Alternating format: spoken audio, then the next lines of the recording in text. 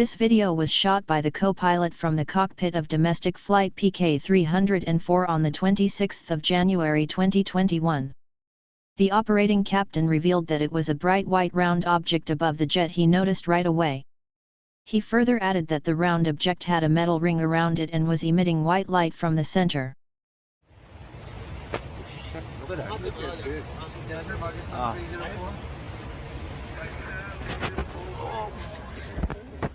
Keep making the video. 1225. Yeah. Aircraft is serviceable, it is unserviceable. Request time number. Man, what the fuck is that?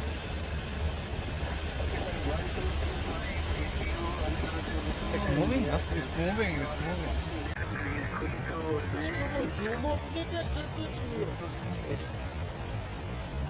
I am. Look at that.